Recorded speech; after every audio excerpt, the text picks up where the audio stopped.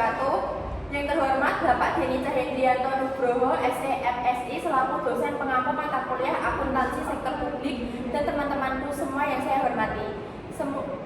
Sebelumnya, perkenalkan saya Fernanda Sidi Maya Meriska, NIM 024, sebagai moderator dari kelompok 2. Sebelumnya, perkenalkan teman-teman saya. Perkenalkan, saya Isna Alianida, NIM 023. Saya Macica Radiam Salimos Panitias, NIM 039. Saya Saskia Lutfi Aini Pratama, NIM 030. Baik, kelompok kami akan mempresentasikan materi pada hari ini, yaitu pengadaan barang dan jasa publik. Tanpa berlama-lama, saya dan kelompok kami akan mempresentasikan hasil diskusi kami.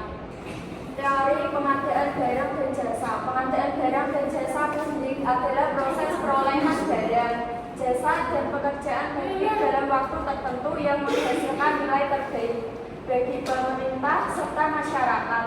Teori pengadaan menekankan value for money, yaitu memastikan pemerintah memperoleh manfaat terbaik dengan cara yang efisien, efektif, dan ekonomis.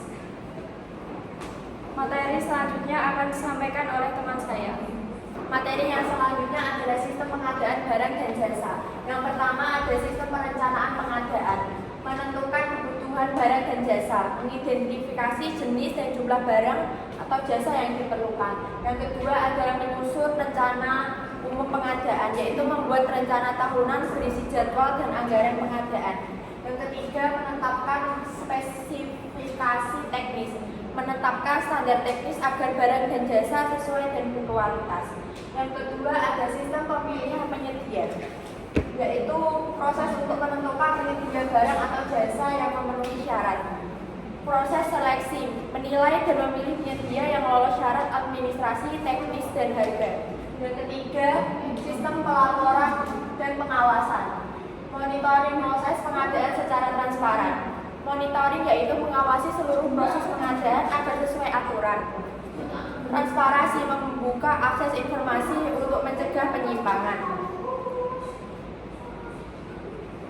Yang keempat, ada sistem e-procurement, pengadaan elektronik, menggunakan platform digital untuk seluruh proses pengadaan. Yang pertama ada komponen utamanya, yang pertama SPSE atau sistem pengadaan secara elektronik, yang kedua LPSE, layanan pengadaan secara elektronik, yang ketiga e-katalog, yaitu daftar barang atau jasa siap beli, yang keempat sistem input rencana umum pengadaan secara digital, yang kelima yaitu sistem pengelolaan kontrak, penyusunan kontrak yaitu menyusun dokumen kesepakatan kerja, pelaksanaan kontrak, menjalankan pekerjaan sesuai isi kontrak, perubahan kontrak, menyesuaikan kontrak jika dibutuhkan, penyelesaian kontrak, menutup kontrak setelah kewajiban selesai. Yang meliputi aspek pengelolaan yaitu 1. Pengendalian mutu, 2. Pengawasan pekerjaan, 3. Penilaian kinerja penyedia. Selanjutnya ada teknik pengadaan barang dan jasa.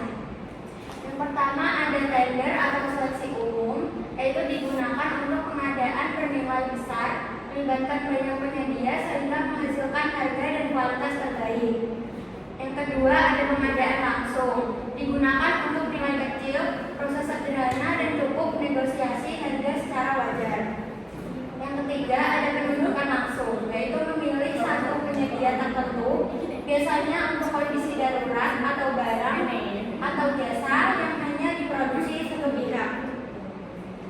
Yang keempat ada advertising atau e-katalog, pembelian barang atau jasa melalui katalog elektronik, lebih cepat, transparan, dan harga sudah tersedia. Yang terakhir ada swakelola, pemerintah melaksanakan sendiri atau bekerja sama dengan pihak lain, misalnya masyarakat atau perguruan tinggi. Selanjutnya ada siklus pengadaan barang dan jasa, dimulai dari perencanaan, penyusunan dokumen, pengajuan pengadaan, proses pemeriksaan, dan terakhir ada pengadaan barang dan jasa. Alur proses pengadaan barang dan jasa meliputi 3 tahap, yaitu perencanaan, persiapan, dan pemilihan penyedia, serta pelaksanaan kontrak. Tahap perencanaan dimulai dari identifikasi kebutuhan, sedangkan persiapan melibatkan penentuan metode pengadaan, suatu penyedia, dan penyusunan dokumen. Tahap pelaksanaan diakhiri dengan penyerahan hasil pekerjaan. Yang pertama ada tahap perencanaan. 1. Identifikasi kebutuhan, yaitu survei dan mengidentifikasi kebutuhan barang dan jasa yang akan diadakan. Yang kedua ada penetapan, menentukan barang atau jasa, menyusun jadwal, anggaran, dan membuat RUP rencana umum pengadaan. Yang ketiga ada pembentukan tim, menetapkan pengguna anggaran, siapa kuasa pengguna anggarannya, dan membuat komitmen. Yang kedua ada tahap persiapan, meliputi persiapan yaitu menyiapkan dokumen pengadaan dan menentukan metode pengadaan yang akan digunakan. Yang kedua ada pemilihan penyedia dengan mengumumkan lelang atau tender, yang meliputi penyedia mendaftar dan mengunduh dokumen lelang. Yang kedua penyedia memasukkan dokumen penawaran. Yang ketiga evaluasi dokumen penawaran. Yang keempat penetapan calon pemenang dan pengumuman. Dan yang terakhir penyedia mengajukan sanggahan jika ada. Tahap terakhir yaitu tahap pelaksanaan, meliputi pelaksanaan kontrak, yaitu menandatangani kontrak pengadaan setelah pemenang ditetapkan. Yang kedua ada penyedia melaksanakan kontrak sesuai kesepakatan.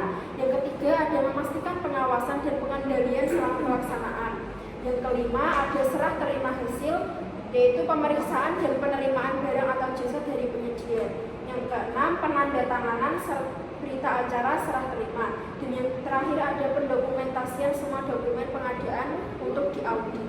Baik, selanjutnya yaitu sesi tanya jawab, dan silakan yang mau bertanya bisa langsung bertanya di kolom komentar. Kesimpulan presentasi pada hari ini yaitu pengadaan barang dan jasa publik adalah proses untuk memenuhi kebutuhan pemerintah secara efektif, efisien, transparan, dan akuntabel. Proses ini dilakukan melalui perencanaan, pemilihan penyedia, dan pelaksanaan kontrak. Berbagai teknik pengadaan seperti tender, pengadaan langsung, penunjukan langsung, forecasting, dan swakalan digunakan sesuai kebutuhan. Secara keseluruhan, pengadaan bertujuan agar anggaran negara digunakan sebaik-baiknya dan memberikan manfaat maksimal bagi masyarakat. Terima kasih kepada Pak Denny dan teman-teman yang sudah mendengarkan penjelasan dari kelompok kami dan sudah mengikuti partisipasi pada presentasi hari ini. Kurang lebihnya kami mohon maaf. Wassalamualaikum warahmatullahi wabarakatuh.